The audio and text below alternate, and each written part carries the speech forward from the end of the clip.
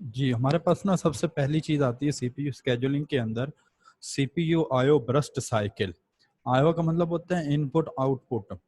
The success of CPU scheduling depend upon observe property of the process execution consist of a cycle of CPU execution and IO wait. मतलब ये है कि आपका जो CPU cycle है ना, वो इनपुट से आउटपुट डिवाइसेस और फिर इनपुट से आउटपुट डिवाइसेस तक जो है वो आता जाता है। Process alternate between two states. Process execution begin with the CPU burst that is followed by an IO burst which is followed by another CPU burst then IO burst and so on। मतलब ये है कि आपके पास जो process है ना, वो दो स्टेट्स के अंदर तब्दील होता रहता है। पहले सीपीयू ब्रस्ट के अंदर आता है, फिर उसके बाद वो चेंज होके आयो ब्रस्ट के अंदर चला जाता है, फिर सीपीयू ब्रस्ट के अंदर आता है और फिर आयो के अंदर आ जाता है। और फाइनली जब वो सीपीयू ब्रस्ट पे पहुंच जाता है ना, तो उसके बाद जो है वो आपका प्रोसेस जो है वहां पर आके टर्मिनेट हो जाता है। ठीक होगी ये बात। ये दिखे किस तरीके के साथ कि सबसे पहले आपका लोड और स्टोर होगा, ये सीपीयू ब्रस्ट, फिर उसके वेट फॉर आयो। जब वो किसी आयो डिवाइसेस की रिक्वेस्ट करेगा तो उसको आप आयो ब्रस्ट का नाम दे देंगे। फिर जब अपनी दोबारा वर्किंग स्टार्ट करेगा सीपीयू तो उसको आप सीपीयू ब्रस्ट का नाम दे देंगे। अगेन किसी आयो की रिक्वेस्ट आ जाती है तो वो आयो ब्रस्ट के अंदर चला जाएगा। तो ये बेसिक फेज होती है जिसके अंदर सीपीयू आयो ब्रस्ट साइकिल होता है कि सीपीयू ब्रस्ट से आयो ब्रस्ट के अंदर, फिर आयो ब्रस्ट से सीपीयू ब्रस्ट, और इस तरीके से सो ऑन चलता जाता है। और एंड के ऊपर आके जो है वो आपका सीपीयू ब्रस्ट जो है वहां पर आके आपका प्रोसेस जो है वो टर्मिनेट हो जाता है। सीपीयू शेड्यूलर या स्केड्यूलर, इसके बारे में हमने पहले भी पढ़ा था। सबसे पहले आता है short term scheduler. CPU scheduler से मुराद ये होगा, ये बेसिकली तौर पे आपके प्रोसेस जो होते हैं ना, रेडी क्यू में से आपके प्रोसेस को उठाएगा, ठीक है, और उसको आगे सीपीयू तक जो है वो प्रोसेस को पहुंचा देगा। इस चीज को आप CPU scheduler, short term scheduler आता है इसमें। सबसे पहले उसका काम ये होगा कि इसने आपके प्रोसेस को select the process from among the process in a ready queue, invoke the dispatcher to have the CPU allocated to the selected process. मतलब ये है कि रेडी क्यू में से इसने अपने प्रोसेस को पिक करना है और आपके सीपीयू को इसने जाके प्रोसेस को एलोकेट कर देना होता है। ये आपके पास शॉर्ट टर्म स्केड्यूलर का काम होता है। शॉर्ट टर्म स्केड्यूलर भी इसको बोलते हैं या शेड्यूलर भी इसको बोलते हैं। फिर इसमें आपके पास आता है शेड्यूलिंग जो होती है ना, स्केड्यूलिंग जो होती है, मतलब कोई भी प्रोसेस आ जब आपने सीपीयू को अलॉट करना होता है ना, तो वो दो तरह की होती है। एक को आप नाम देते हैं प्रिमिटिव शेड्यूलिंग का और एक को आप नाम देते हैं नॉन प्रिमिटिव शेड्यूलिंग का। प्रिमिटिव शेड्यूलिंग आपके पास ऐसी शेड्यूलिंग होती है कि जिसके अंदर अगर आपने सीपीयू को कोई प्रोसेस एलोकेट किया हुआ है, दरमियान में अगर कोई और प्रोसेस आ जाता है तो आप उस वाले प्रोसेस को ब्लॉक कर देते हैं, बैन कर देते हैं और आप नए आने वाले प्रोसेस को फैसिलिटेट कर देते हैं। इस चीज को आप नाम देते हैं प्रिमिटिव शेड्यूलिंग का। और नॉन प्रिमिटिव शेड्यूलिंग ऐसी शेड्यूलिंग होती है जिसके अंदर आप अपनी इंटरप्ट को अलाउ नहीं करते। आसान अल्फाज के अंदर अगर आप इसको यूं समझें तो प्रिमिटिव शेड्यूलिंग से मुराद ये होगी कि जब मैंने लेक्चर स्टार्ट कर दिया, जब मैंने पढ़ाना स्टार्ट कर दिया, तो उसके बाद भी अगर कोई स्टूडेंट आ रहा है क्लास के अंदर इन हो रहा है तो मैं उसे इन होने की इजाजत दे रहा हूँ, ये प्रिमिटिव होगी। और नॉन प्रिमिटिव का मतलब ये है कि जब मैं क्लास के अंदर इंटर हो गया हूँ, जब मैंने लेक्चर पढ़ाना स्टार्ट कर दिया, तो अब किसी को भी क्लास के अंदर आने की इजाजत नहीं। जब मेरा लेक्चर एंड हो जाएगा उसके बाद जो है वो क्लास के अंदर इंटर होने की इजाजत होगी। इस चीज को हम नॉन प्रिमिटिव स्केड्यूलिंग का नाम देते हैं। क्लियर। हम देखें, वो कहते हैं जी सीपीयू स्केड्यूलिंग डिसीजंस में take place under following four circumstances. When a process switch from a running state to a waiting state, for example the result of an IO request or an invocation of a wait or termination to a child process. मतलब ये है कि जब आपका process जो है वो running state से वेटिंग स्टेट के अंदर चला गया, पहले काम कर रहा था, आपने उसके काम को रोका, वो वेटिंग स्टेट के अंदर आ गया, ये पहली कंडीशन। दूसरी में कहता है when a process switch from a naming state, running state to a ready state. Naming नहीं होगा, रनिंग होगा ये। For example when an interrupt occur, जब आपकी कोई इंटरप्ट आ जाती है। तीसरा केस बनता है when a process switch from a waiting state to a ready state, कोई वेटिंग में था आपने उसको रेडी में ले आए। और व्हेन अ प्रोसेस टर्मिनेट, जब आपका प्रोसेस जो है वो टर्मिनेट हो गया। अब देखें इसके अंदर ये जो पहला कंडीशन है ना, when a process switch from running state to waiting state, और चौथा है जब व्हेन अ प्रोसेस टर्मिनेट। पहली और जो चौथी कंडीशन है ना, ये चीज आपके पास नॉन प्रिमिटिव कहलाएगी, और बाकी जो दोनों केस हैं वो आपके पास प्रिमिटिव के केस कहलाएंगे। आसान अल्फाज में यूं समझें कि प्रिमिटिव के अंदर, प्रिमिटिव शेड्यूलिंग के अंदर आप सीपीयू को इंटरप्ट कर सकते हैं, और नॉन प्रिमिटिव केस के अंदर आप सीपीयू को इंटरप्ट नहीं कर सकते। बात समझ आ गई जी इस चीज की?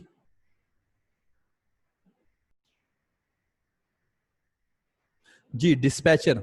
अब डिस्पैचर के बारे में वो ये बात कर रहा है कि dispatcher give the control of CPU to the process selected by the short term scheduler, कि जो शॉर्ट टर्म स्केड्यूलर, ये शॉर्ट टर्म शेड्यूलर ने जो प्रोसेस सिलेक्ट किए होंगे ना, जब आप उनका कंट्रोल जो है वो आप सीपीयू को प्रोवाइड कर देंगे, वो आपका डिस्पैचर कहलाएगा। डिस्पैचर का वैसे भी लफ्जी मतलब होता है डिस्पैच, डिस्पैच करने वाला, जिसको हम छोड़ देते हैं।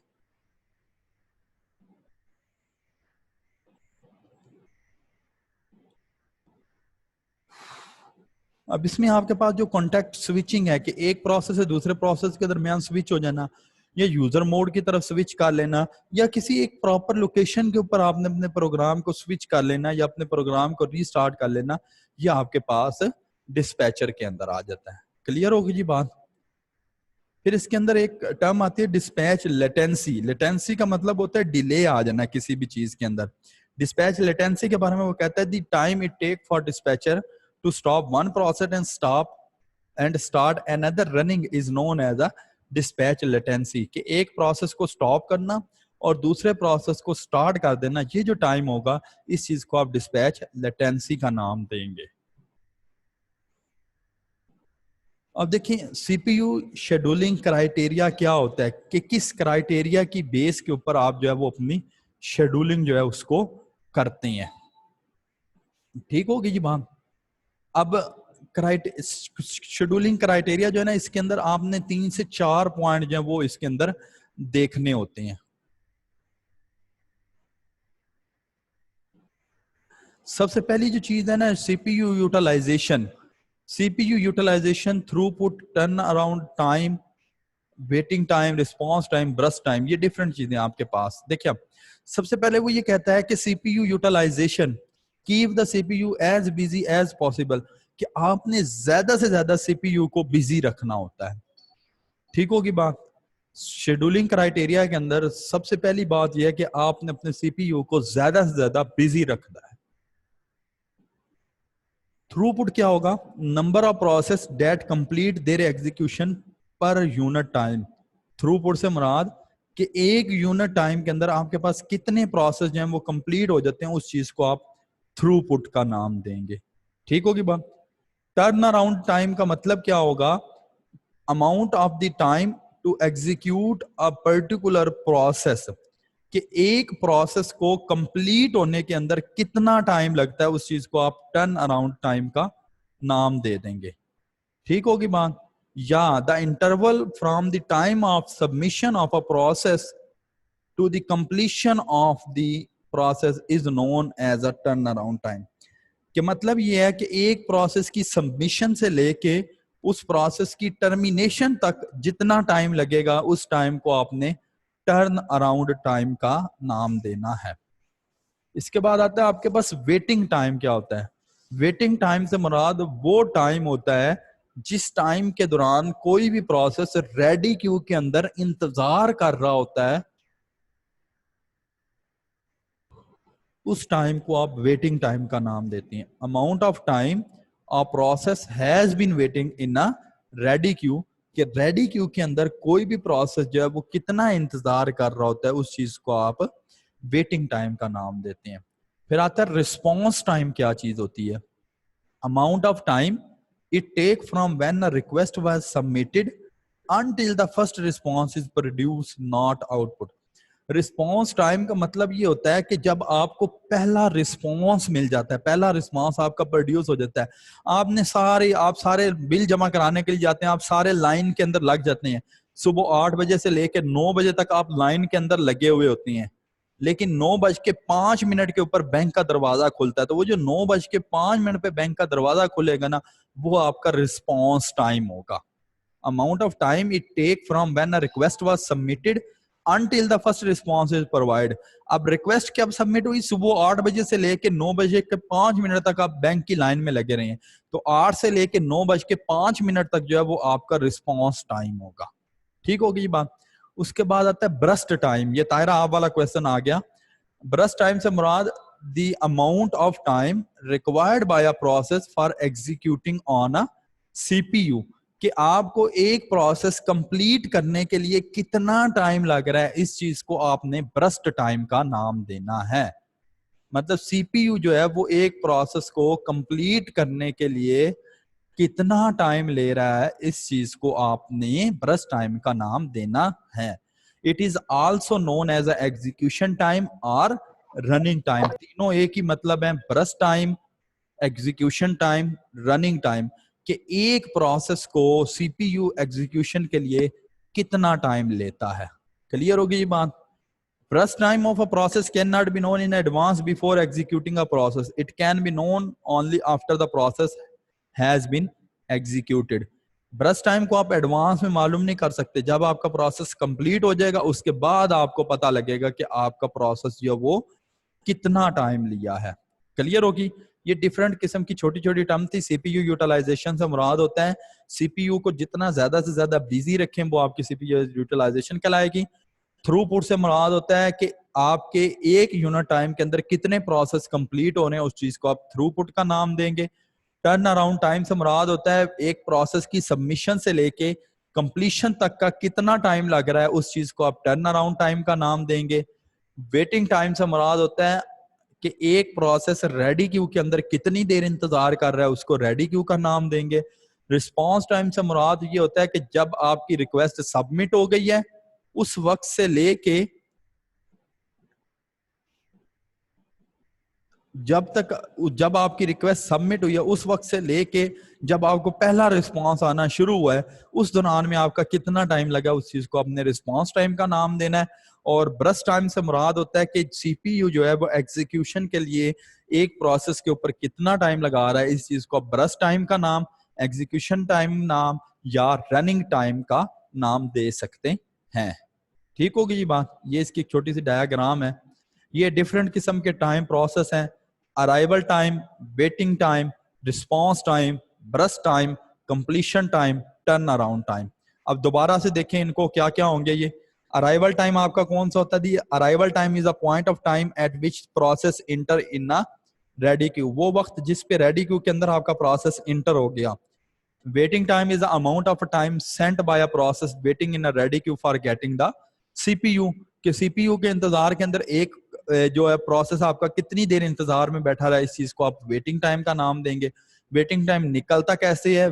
Turn around time minus burst time. ये फार्मूले हैं, ये आपने इसको लाजमी ज़हन में रखने हैं। रिस्पांस टाइम क्या होता है? Response time is the amount of the time after which a process get the CPU for the first time after entering in a ready queue, कि रेडी क्यू के एंटर होने के बाद जब पहली दफा आपको सीपीयू मिल जाएगा वो टाइम आपका रिस्पांस टाइम होगा। रिस्पांस टाइम का formula time eight which process first get the CPU minus उसका अराइवल टाइम। ब्रस्ट टाइम क्या होगा? कि वो टाइम जिस दौरान वो सीपीयू जो है वो अपनी एग्जीक्यूशन कंप्लीट करता रहता है, उस चीज को आप ब्रस्ट टाइम का नाम देते हैं। कंप्लीशन टाइम क्या होता है? कि कंप्लीशन टाइम से मुराद आपका वो पॉइंट होता है, टाइम का वो हिस्सा होता है जहां पे आपका प्रोसेस जो है वो कंप्लीट हो जाता है और एग्जिट कर जाता है, उस चीज को आप कंप्लीशन टाइम का नाम देंगे।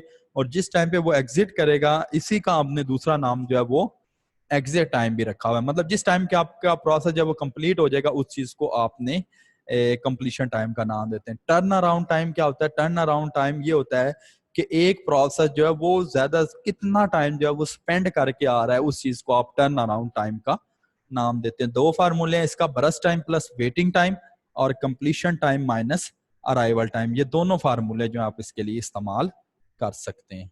ठीक होगी जी बात। सीपीयू शेड्यूलिंग क्राइटेरिया वो क्या कहता है? इट डिस्क्राइब सीपीयू की यूटिलाइजेशन मैक्सिमम होनी चाहिए और थ्रूपुट भी मैक्सिमम होनी चाहिए, लेकिन उसका टर्न अराउंड टाइम और वेटिंग टाइम और रिस्पांस टाइम जो है ये कम होना चाहिए। सीपीयू शेड्यूलिंग क्राइटेरिया क्या कहता है आपके पास? कि आपकी सीपीयू की यूटिलाइजेशन और थ्रूपुट जो है वो ज्यादा से ज्यादा होनी चाहिए और आपका टर्न अराउंड टाइम और वेटिंग टाइम और रिस्पॉन्स टाइम जो है ये कम से कम होना चाहिए। जो सिस्टम आपको ये चीज प्रोवाइड कर रहा होगा उसका शेड्यूलिंग क्राइटेरिया जो है वो बेस्ट होगा। ठीक होगी ये बात। इसके बाद नेक्स्ट टॉपिक हमारे पास आता है जी शेड्यूलिंग एल्गोरिथम्स। शेड्यूलिंग एल्गोरिथम्स जो है वो हम इंशाल्लाह नेक्स्ट